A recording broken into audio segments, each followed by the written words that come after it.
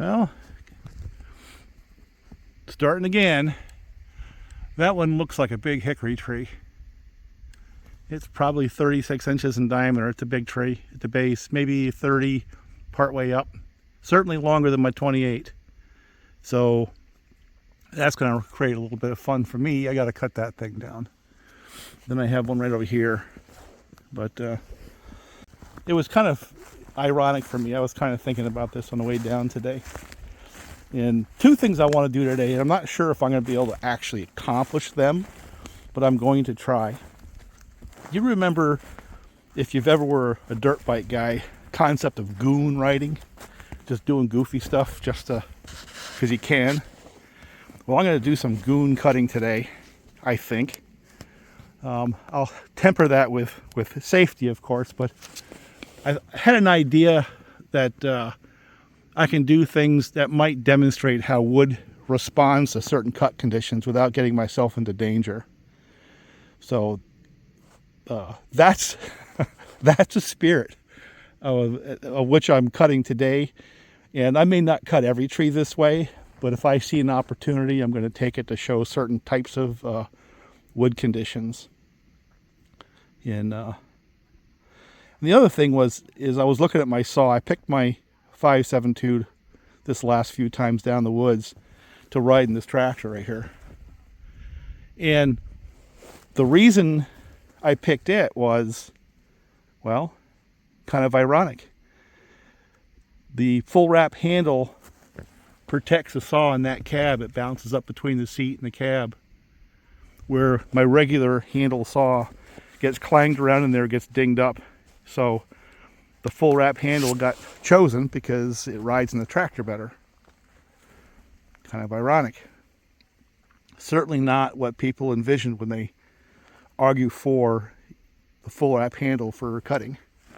Because in fact, it's not going to help me cutting. Working down at the ground, we've gone through that over and over. Not going to go through it again. And then the second thing that's kind of ironic to me is the 28-inch bar. I spent an awful lot of time, and that's something I'm going to do today too, is a couple of the trees I got to work from both sides. So I'm going to mismatch. I'm not going to make it terrible. Well, I don't know.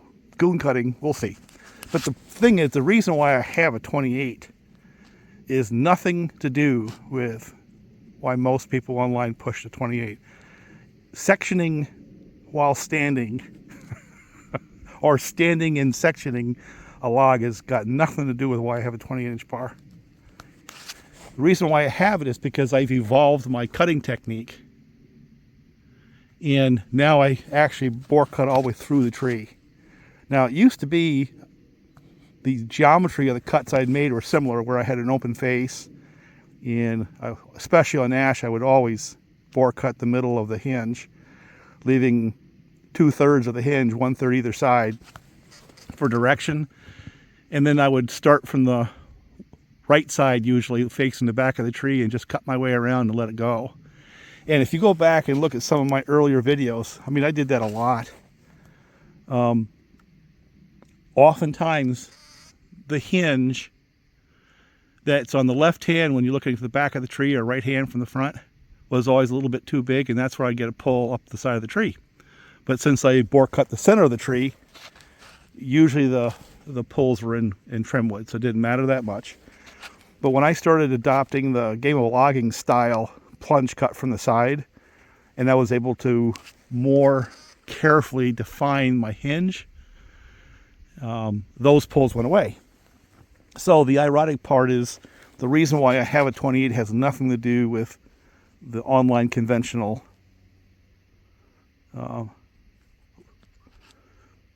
knowledge. In fact, it has to do with a cut style which is usually frowned upon by the people who spend an awful lot of time, promoting a long bar. So I find that ironic. So anyway, what I'd like to focus on today with some goon cuts, if I can, I'm not sure I can, is the effect that the cut height or back cut height relative to the front of the hinge matters. Otherwise, I always leave a little high wood on my back cut if I can.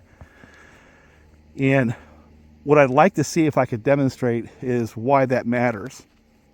And part of what happens is if you leave a little bit of high wood on your back cut, when that tree begins to rotate towards the fall, you have sort of a thin, well, your hinge, which is now under the full weight of that tree.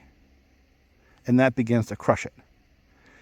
And that begins to deteriorate the fibers, make them a little bit less strong, so the chances of pull go down, you know. But of course, with ash and some of those, it doesn't crush them enough to keep from having enough tensile strength to pull. That's going to be a problem, that tree right there. So I want to demonstrate that. And by having a little bit of high wood on your back cut, you have a taller section of thin wood, which is the hinge, to get crushed. And that tends to make it break sooner, and also tends to make it pull down versus up. And rather than try to go into the detail discussion of the geometry and the physics, I think I'm just going to try to find ways to show that. You know, put the camera right next to the tree.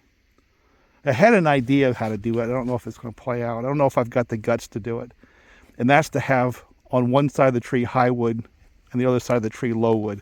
So you can see in the same tree, same wood, same fiber, how that tree reacts to having a crush versus a pull. Am I good enough to do that? I don't know. So anyway, that's the kind of thing I want to do today. Each tree I'll try to do a little bit of an explanation afterwards.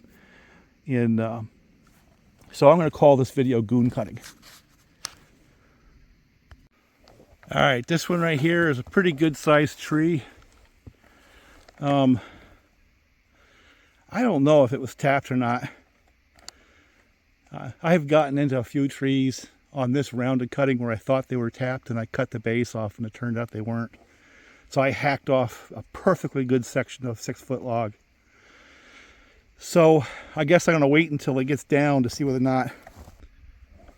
not this one here was in fact tapped. Now, because I'm assuming tapped, that gives me latitude. One of the things that I have been talking about for a long time is the open face cut, to where, when possible, I use trim wood or even root flare for the hinge. Now, there's certain kinds of trees you just absolutely wouldn't do that. You know what I'm saying? Hard maple is a little different, and if it has a favorable lean like this one does, that's a perfect scenario for you to do that, at least for me to do that. And this is why I do it. I'm not telling you how to do it, and whether you do it or not, it's not my decision. But I think what this tree does is gives me an opportunity to show what that would look like, good or bad, right into the concept of goon cutting yet again. So what I'm going to do is maybe a slight angle in, but no more than 10% into the tree, and that's effectively trim wood. And I'm ignoring the 80% of the tree diameter for my hinge because I don't think I need it. And that happens to be a veneer log, which I don't think it is. This would really pay off. You know what I'm saying? And it's a little risky because if I don't have the span across the tree, that tree could tip to one side or the other. You know, if the lean or the top was weighted the wrong way. So this is a little risky. It's not something that I particularly recommend you do, but I want you to see it firsthand so you can see exactly what does happen here. And again, what I'm going to do here on the goon cut is just a slight angle in, wide open face, maybe a little bit narrow hinge for what I need to do usually. And I'm going to have to cut from both sides to get through that massive root flare. But I'm trying to get the log all the way down into that root flare, and then decide when I'm on the landing how much of that butt to cut off. That's the goal.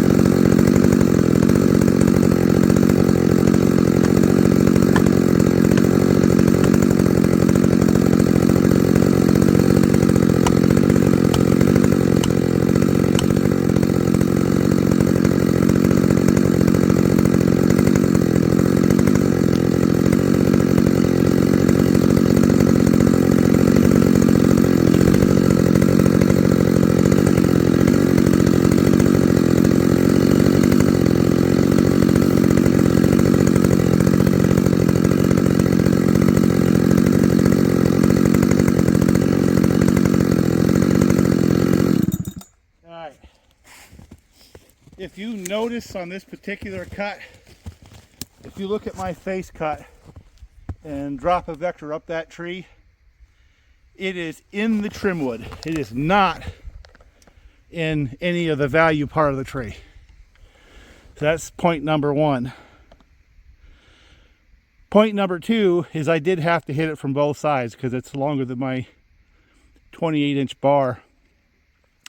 Point number three, if you look at the relationship between that full wrap and where that root flare is, you can now see why I was not able to get through from the other side, because it had a root flare like that. And as soon as I hit that, it severely limited my ability to, move the cut further into the tree. Now I think I got all the way through. And I think that I've got a reasonably good hinge. And from the way the tree is showing right there, I think it's about to go in the right direction. So what I'm going to do now is just nip the trigger, take a look up, make sure I don't get whacked by something, and let it go.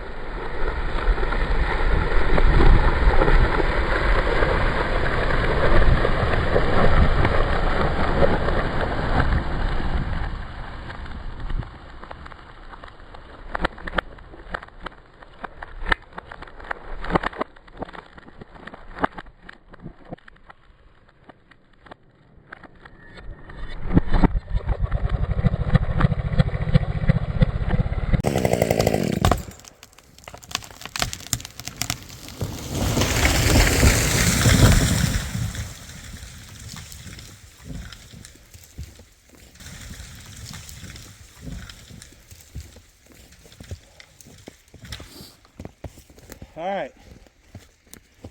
So let's see what this shows. Number one, that tree was not tapped. So this will be the second like that. Number two, you see why I had to take that root flare off, because I just simply wasn't getting through. Number three, even with a thicker hinge, you can see where it pulled down instead of up, where he had enough hinge height to actually crush a little bit when that tree rolled over. But on that side where I wasn't able to get all the way through, it pulled, didn't it?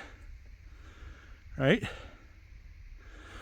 So I'll try to do a better job of showing some of this stuff, but I think right there, that should give you a fairly good idea as to why I do what I do. Now that came out for the better. Now, I don't know if I'm going to do it in the next tree. Maybe the next tree, what I'll do is I'll start high and go low if I can, if I've got a good enough aim. And what I think you're going to see if I do that is it'll pull down on the high side and then pull up into the tree on the low side. What do you think? Let me cut this thing out and then we'll move on to the next one.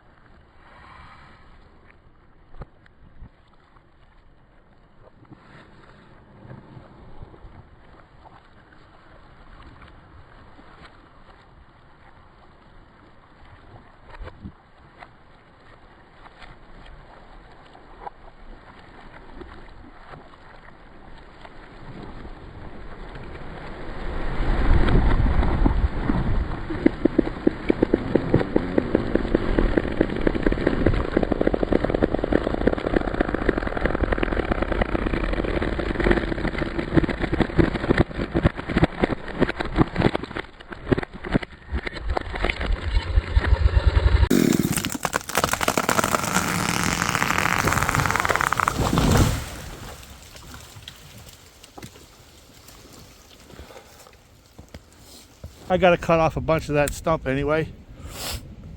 But notice where the back of the cut was high, it pulled down. But where it went into pull on the right hand side, it pulled up into the tree. I don't think that can, I don't think I could have set up a better demonstration as to what happens, you know, based on the height of the back cut. A little higher, it's better. A little lower, it's not.